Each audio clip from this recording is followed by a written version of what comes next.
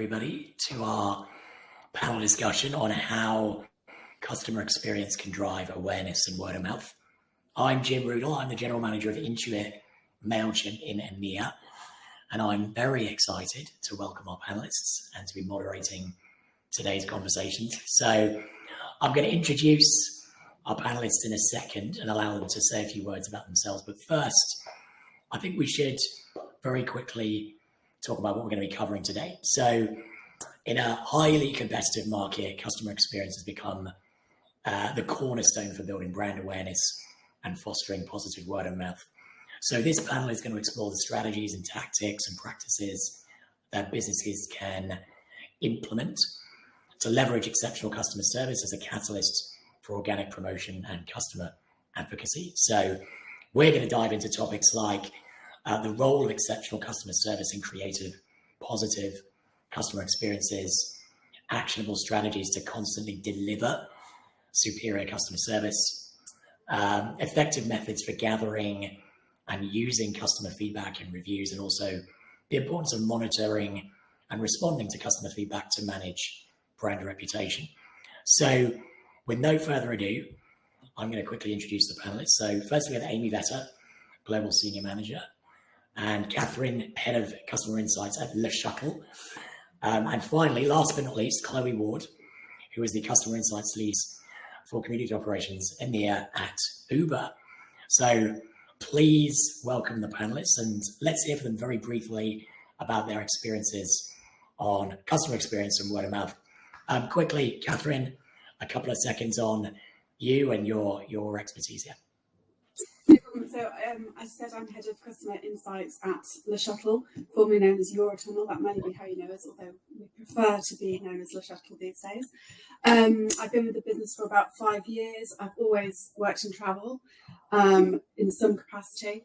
And I joined Eurotunnel originally, I joined LeShuttle originally as a CRM, as part of the CRM transformation packet project. And then we moved into research insights really off the back of COVID and restructuring. So it sort of became a passion that I landed in a few years ago. Thank you, Catherine. And we will all remember to stay on brand and use LeShuttle going forward. Well, if you do, that would be great, because obviously I didn't. So I'll try harder. Amazing. Thank you. Chloe, over to you. Tell us about yourself. Thanks, Jim. Hi. So I lead the Customer Insights team here at Uber EMEA. I've been with the business for nearly 3 years, and I come from a background in marketing consumer research. So always been trying to understand what makes customers tick, and what's a good experience, what's a bad experience, and what we can do to always try and turn bad experiences into good ones. And today I do that through the context of customer support at Uber. So we look at a lot of customer feedback and a lot of customer support and customer interactions, and try and understand, what are the problems that our customers are having, or what are the challenges that they're facing, whether they be our drivers, riders, or on the Uber Eats side of the business, people that are ordering food or delivering. So looking at all of those different user types and understanding, what's a good customer experience, and especially what's a good customer support experience. Amazing. Thank you, Chloe. Amy, you've got the most exciting background, by the way, today. Big fan of that. Tell us a little bit about yourself, Amy. Yeah, thank you. So I've actually been working and come from a digital background. So I've always kind of worked from that side. However, when you think about that, you don't have a digital background unless you've got customers, right? So I always look at it from that angle, and I've worked across a number of brands. So from, selling TVs and mobile phones at Samsung to selling condoms and feet products at Reckitt.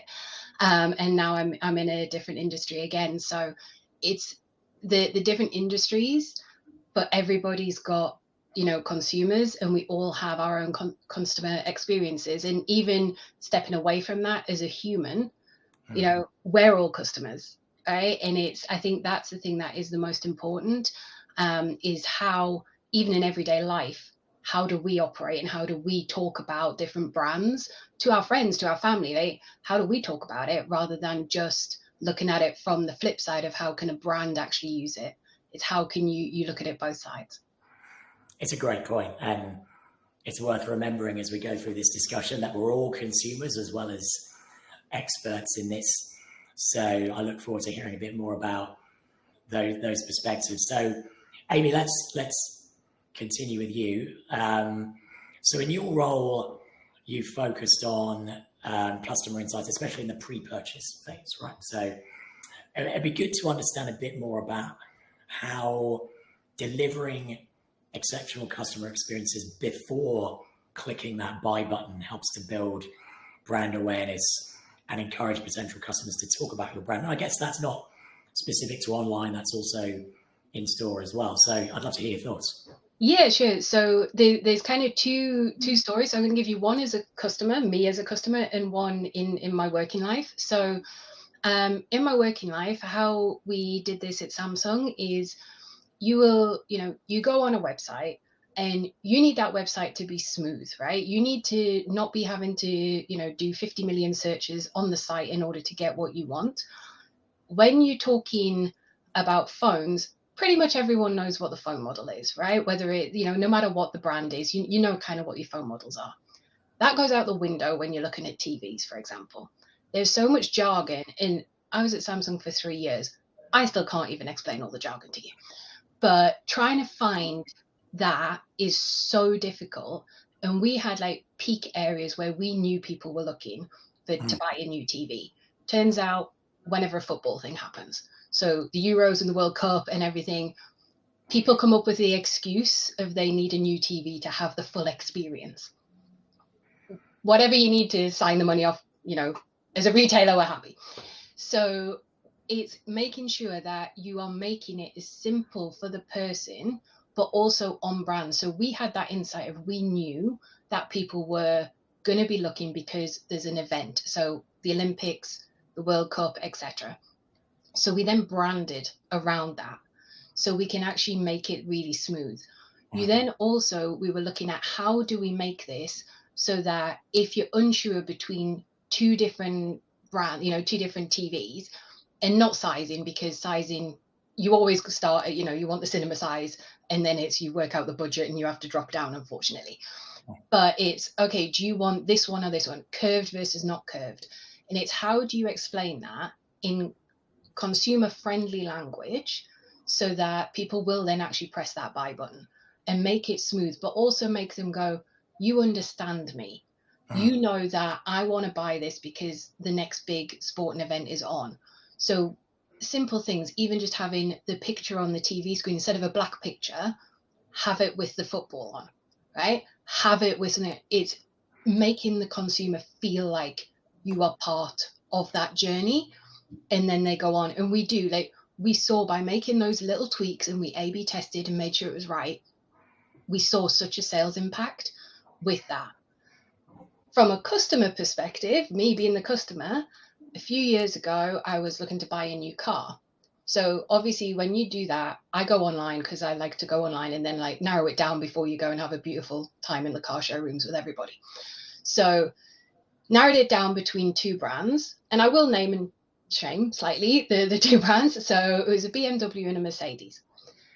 I had a few things that I wanted to be able to do. So I'm a bit of a boy racer style. I like to go fast, have lots of buttons to press, it be comfortable, but I had to be able to park it in a train station car park.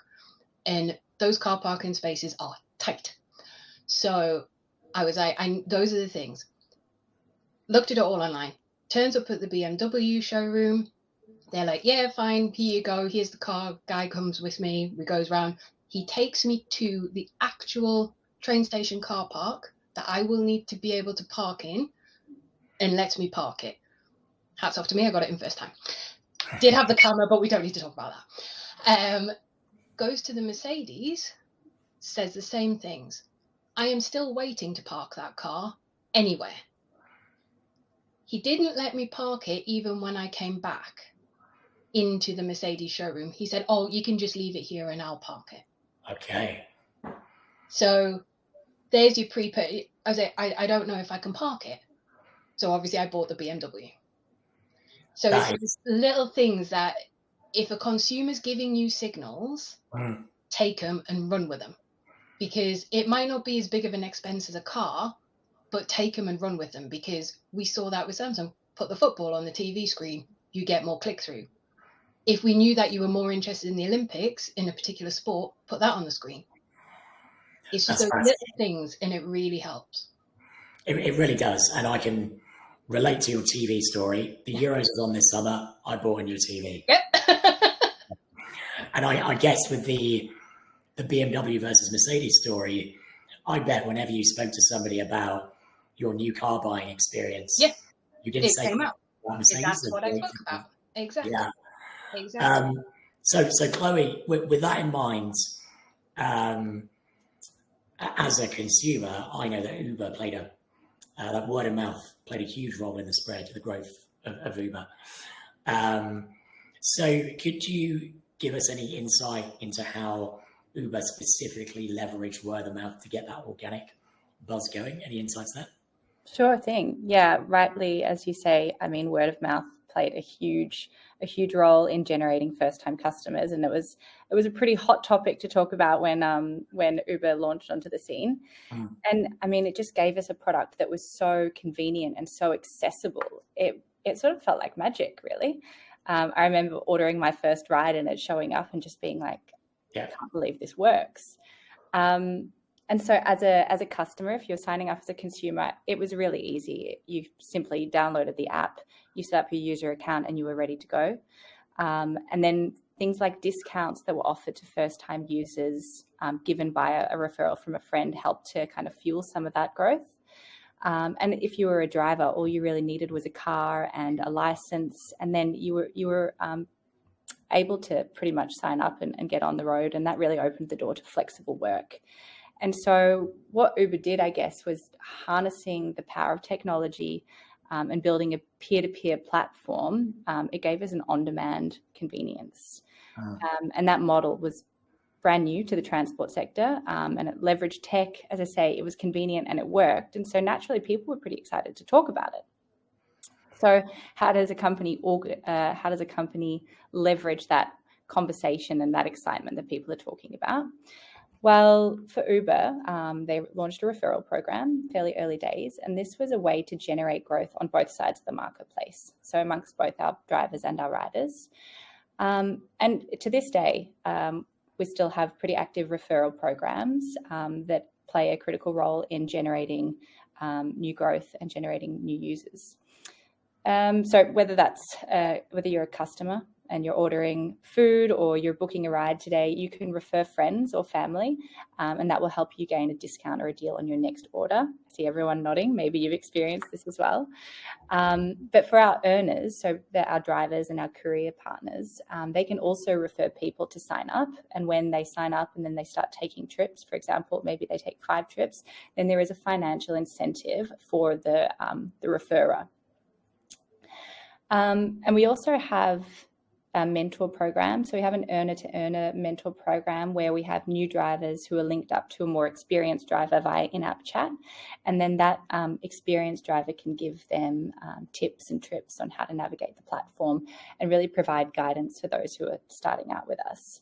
And so in that sense, we kind of leverage the positive experience of customers or users in our current user base to incentivize them to talk about Uber and promote it to attract new users. Got it. It's so interesting because I very clearly remember 15 odd years ago, something like that, spilling out of a restaurant or a pub and going, can't get a taxi anywhere. And someone coming up to me and going, you should try Uber. Here's a referral code. Exactly. Amazing. And I love the idea of promoting, let's call it entrepreneurship, by giving people this amazing access to be effectively being self-employed, right? Through the driver referral scheme. It's incredible. So Catherine, as someone who oversees customer insights at LeShuttle, you've likely seen how pre-purchase interactions can make or break the customer journey. Can you share some specific ways in which LeShuttle enhances the pre-purchase experience to foster trust and create a positive buzz around the brand? Love to hear your thoughts. Yeah, sure. I mean, I think what's really important, particularly for first-time customers, and especially with travel brands, is that you're setting the expectation correctly. So what you want to do is create an interaction that truly reflects your brand. It's not about a marketing buzz or selling something that isn't true, but not that hopefully nobody would do that. Overselling, the worst thing that you can really do, particularly in travel, although it applies to all industries, would be to oversell and underdeliver. So from my own experience, my background prior to working at LeShuttle, I originally worked at JMC, which for those of us who are very old, they used to do the Club 18 to 30s holidays. Then I moved to Saga Holidays at the other end of the spectrum, so over 50s, and now I work at Eurotunnel LeShuttle. Now, the difference in pre-purchase experience that those groups of people want is very significant. So with Saga, what we're talking, customers want to know how well looked after they're going to be. The youngest person that goes on a Saga holiday is 50, which is not old. However, they're going up to 90, 100. They want to know how often the rep's going to be at the hotel. They want to know where the local hospital is. They want to know, all of those really comforting kind of looking after, caretaking sorts of pieces of information are important for a Saga holidaymaker. At LeShuttle, if we started providing that kind of information, it might off the bat seem like we were very helpful, but we'd be really setting ourselves up for failure. And actually, we've been in a position where we've made this sort of mistake before. So, for example, during COVID, when all of the restrictions were changing, the travel restrictions changed all of the time, we went well beyond what we ought to have been doing as a transport provider to tell customers or potential customers what they needed to go to France. At times, it began to feel as though we were a spokesperson for the French government. And that really set us up for failure, because then customers expect, if the French government advice changed overnight, customers expected us to know, and we didn't always. So it's really about, setting the right expectation for the customer of what you're going to give them. So now, what we focus on very much is on inspiration. The fact is that we sell one thing. We sell a train ticket from France to England or England to France. That's it. There's not so much that you can realistically do with that without, and stay within the realms of what's reasonable. So it's really just about creating, excitement. And we do that by things like, for example, when at the beginning of the French motorsports season, we had Jenson Button's car in the terminal building. We do all kinds of exciting. We've just had the Paralympic flame go through the tunnel. It's things like that create buzz around the brand without overextending what the customer should expect you to provide for them. Yeah, I think that's probably true of any brand which is delivering a service or a product, right? It's how do you make sure you're inspiring without over-promising so that you ultimately end up disappointing because you can't meet the expectations. It's really interesting. Thanks, Catherine. Changing gears a little bit, going back to you, Chloe, going into the realm of post-purchase and loyalty and advocacy. So you come from a customer support background. It'd be good to talk about exceptional support experiences which lead to positive word of mouth. So we've bought something as a consumer, something happens and the brand needs to deliver on an expectation thereafter. Talk about your experiences there. Sure.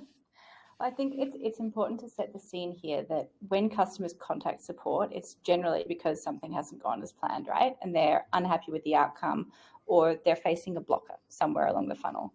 And therefore, the support interaction presents an opportunity to turn something that's inherently negative into something positive. And look, good support can drive positive word of mouth. You might tell a friend or a colleague that, I had my issue resolved really quickly and the agent understood. But it's really only outstanding support that really drives advocacy from what I've seen.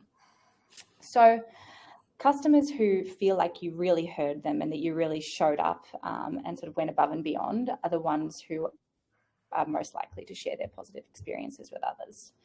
And so how do we use those kind of support moments to drive advocacy within Uber? I think our Greenlight hubs are a great example of this. These are our brick and mortar support facilities where we support drivers. So one of the biggest challenges for a new driver, especially here in Europe and in the UK, where there are a lot of regulatory requirements for drivers to meet, is simply getting up and running on the platform. Depending on the market or the city that a driver is in, the onboarding process can take over 6 months. So our green lights are specialised to help drivers get up and running on the platform and overcome the various challenges that they might have in the onboarding process. So that might be from actually purchasing or renting a vehicle to start with, or getting their private hire license, making sure their insurance is in order, even to supporting on medical examinations in some cities. The green lights provide in-person support to help drivers start earning with Uber. And we see that drivers who are supported by the green lights tend to be the ones that recommend Uber more and more to new drivers. As of more recently, actually, the green light hubs are supporting drivers to get up and running with electric vehicles or convert their current vehicle to an EV. And this is in line, of course, with Uber's commitment to sustainability, but also importantly, ensures drivers can stay on the road in cities where regulators are cracking down on emissions and enforcing low or zero emission zones. So in several of our green light hubs, we have specialised account managers who support drivers through their EV journey. They enable test drives. We have EV sales and suppliers on site so they can go through that process. I think importantly, we also have ambassadors, EV ambassadors, who will come into the green lights and host information sessions with potential new drivers to raise awareness and to share some of their key learnings. In London earlier this year, we had one of our EV ambassadors was painted up on a billboard larger than life to promote EV conversion. And that relationship, the relationship with that driver, was fostered through the green light hub. And so for me, that's an example of how outstanding support in the moment matter can really drive, how can organizations do this more and more? Now, I'm not suggesting that every company goes and sets up a brick and mortar store and offers in-person support, because that's unrealistic. But I think by understanding your users and understanding the specific use cases where you need specialized support, you can deliver that high quality support in the moments that matter. And for the moments that matter less, then, leverage tech to deliver support. And then you can sort of maintain that sufficiency in your support operations by, targeting those specific moments. Thanks, Chloe. I love the idea of a brand which is universally regarded as digital, right? Uber is considered an app. Having a bricks and mortars facility to support drivers, I think that's a great initiative. Amy, I know you feel passionately about post-purchase experience, so it'd be good to get your perspectives on what you've seen and learned in this area. Yeah, sure. So I think there's a few things that I've seen across different companies and industries, but there's the same themes that always kind of should follow through. Everywhere I've worked, there's always been like a book of acronyms when you're internal in a company, and they never cross over. And I've actually got Excel spreadsheets from every company that I've worked at, because you're always in meetings in the first kind of 6 months going, what the hell is like this person talking about, because they use acronym upon acronym. Sometimes that's bled through in customer support as well with the agents, because people are so used to talking internal language that actually the consumer is the same as a new hire. I don't know what that means. So I've had experiences where I've been trying to return something and they've used phrase and I'm going, I'm sorry, what? I just want to put it in a box and send it back to you. Something's wrong with it. Like, I don't understand what you're asking here. So I think that kind of understanding, it being in a local language, especially if you're dealing on a global level, but in a consumer language, friendly empathy, because this person's going to be coming, normally in a negative effect, because as much as we all love it, people unfortunately don't tend to come to you if they've had a great time. They only come to you when they've had a bad time.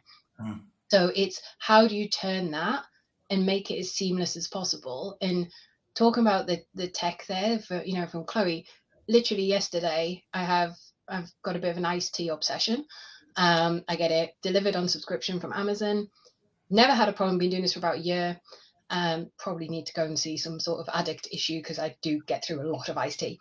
the wrong one turned up, lemon and lime instead of peach. Now, it's Amazon. Everyone knows the Amazon experience. It's beautiful. I had a panic on for about 2 seconds because it wouldn't let me start a return because it's a perishable good. However, then you go in. I had a whole 2 minute conversation with a beautiful robot. I got a refund because I could have either have a rething or a refund. I was like, oh, I'll have a refund. I'll give the lemon one a go. It's been a year. Probably should give it a go. But that experience is now what others expect as well. That Amazon experience of seamless refund, seamless journey. And that's hard for anybody else to replicate because it's expensive. And the technology that's required is really tough. So I think consumers are now coming in with an expectation up here, and retailers are struggling to reach that because we can't all do that. But using empathy, really looking at what the consumer is saying and understanding, I think is the real importance here, in using their language and not belittling them or making them feel like they've done something wrong. Yeah, and that's a really good segue into this discussion about feedback. So how you leverage customer feedback to improve customer experience. So Amy, I'll stick with you actually, if that's all right. It'd be good to understand how you, in your role now or historically, have effectively gathered and used feedback to enhance the customer experience. Tell us a bit about that. Yeah, so we've done it in 3 different companies that I've worked at. So the current one is we've actually done a whole website redesign based on data and A/B testing.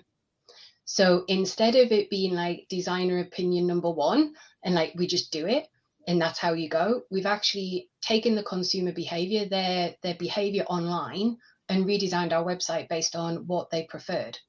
So there's it was kind of easy from you don't need to read a load of research or, any of that. It's, okay, the data is we get more clicks if we have the button here versus there. And that worked beautifully. I've done it the complete other way, which is where I've had in-person, customer experience and UX with them in several different markets across Europe, because Europe is a big place. There's many cultural differences. You can't throw up one site and expect it to work for everybody and one experience to work for everybody. So at Samsung, we went to every single market and we got people in a room. We didn't tell them we were from Samsung, and we just said, we gave them scenarios and watched what they did. We could then take that, because you become blind to your own brand, right? I can go on my site and go, well, that works. I don't know what the problem is. Why can't the consumer find this?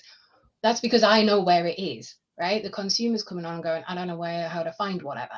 So having that meant that we could totally change the consumer journey and make it so much easier for them to find and get the information that they want. And then we did this again at Reckitt, looking at how do we get people in the middle of COVID, how do we get people the information they want on Dettol, right? Because let's be honest, it was toilet paper and Dettol, and it was crazy. It was, how do people get that information, and how do we make sure that it's displayed obviously appropriately, but in a way that comforts people? So we asked them on the site, quick survey on the site, have you found what you're looking for? Yes or no? And then give us the information. We could then digest that. Yes, it's man hours because you then have to read all of the text, but those things are worth putting the effort into. And now we've got, AI and everything who can do all of that beautifulness for you. Didn't have that back in the day when I first started all of this stuff. It was like read every line and, work it out. But it means that the consumer then gets the end result. And we've seen so many more, like engagement rates increase, our click-through rates increase, our revenue increases. Those things are worth it for the consumer, for sure. I think that's the key, isn't it? Like realizing that this will take time and effort. And my granny used to say, measure twice and cut once. Exactly. Right? Invest the time up front. Let's fast forward a little bit into customer feedback and brand reputation. Catherine, I know you've got some thoughts on how LeShuttle handles this. I'd love to get your insights. Okay, yeah, so I think that, in terms of feedback, as Amy said, it's really important to collect it. We take this hugely serious at LeShuttle. We every customer who travels receives a feedback survey the day after they've travelled. It's a big survey, and we get an incredible response rate, considering, to be honest, it's not incentivised. People get it every time they travel, and we really get a very high response rate. But this covers everything. And what's interesting for me is that one of the things that we are talking about today is, word of mouth recommendations. And a big factor for us is NPS. So I think probably most people know what NPS is, but very briefly, in case anyone doesn't, Net Promoter Score. You ask, would you recommend us to a friend? Anyone who says 9 or 10 is considered a promoter. Anyone who says 0 to 6 is considered a detractor. This is a really important metric for us across the business. And we found out something very interesting recently doing some analysis, which is that people who score a 0 to 10 on that question, would you recommend us to a friend? 0. No, I wouldn't. I can't bear you. That group are the most likely to rebook with us. So if you didn't use any common sense or anything, didn't look at any of the questions in the survey, the best thing you can do to get a customer to rebook is to give them a bad experience. Ridiculous, obviously. So of course we looked into a lot more detail as to what causes that. I mean, I think there's an element of criticising things that you're familiar with. It's a little bit like I'll tell my husband off for things that I probably wouldn't tell somebody else off for, but the customers who are going to keep coming back they might score as badly if they have a bad experience. So obviously off the back of this, we've done a lot more kind of in-depth research. And actually the biggest predictor of whether somebody will come back and whether they will recommend it to a friend is not whether they say they'll recommend it to a friend, it's how they rate their overall experience. So that's a completely separate question. And the NPS for us tends to be related very strongly to delays. So we thought if we obliterate delays, everyone will recommend us. That's not the case. It's how we handle delays. What the actual key predictor of whether someone will recommend us to a friend, the way that we describe it now, is how stressed they feel by the time they drive off the train at the other side.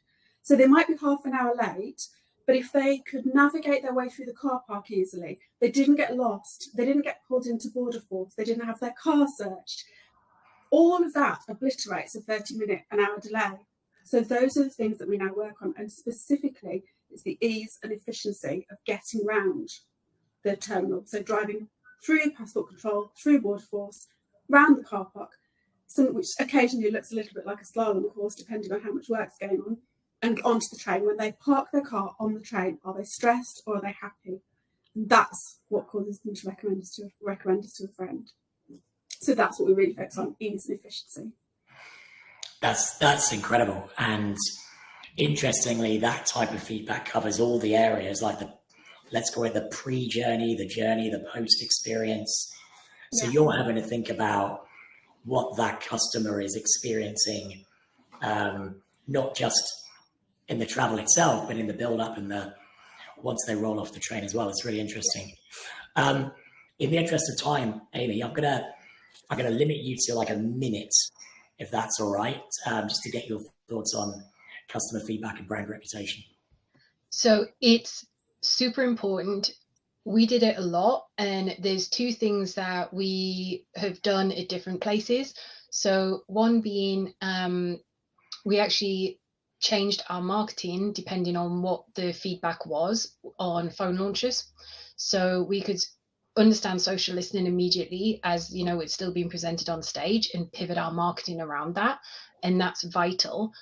The other side is social trends come in and you have to be able to deal with that. And we had a big social trend about lube being a great way on your face for moisturizing. So it's a case of, do we want to be associated with that?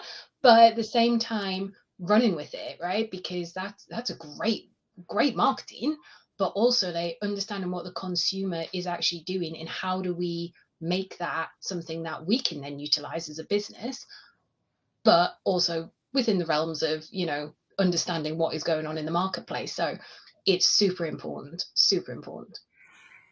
Thanks, Amy. And I think every D2C brand, or even non-D2C brand out there, lies awake at night worrying about the next social media bomb that's going to hit, but also excited about the opportunity to leverage the channel, right? So we've covered a lot of ground today. We've covered pre-purchase, customer experience, post-purchase. We've talked about gathering customer feedback, utilizing it to protect or enhance your brand, as well as dealing with post-purchase support. Before we wrap up, I think it'd be great for everybody here to share one final tip for businesses looking to leverage customer experience to drive word of mouth. So Chloe, I'm going to start with you. It'd be good to get your thoughts, your final message to the audience.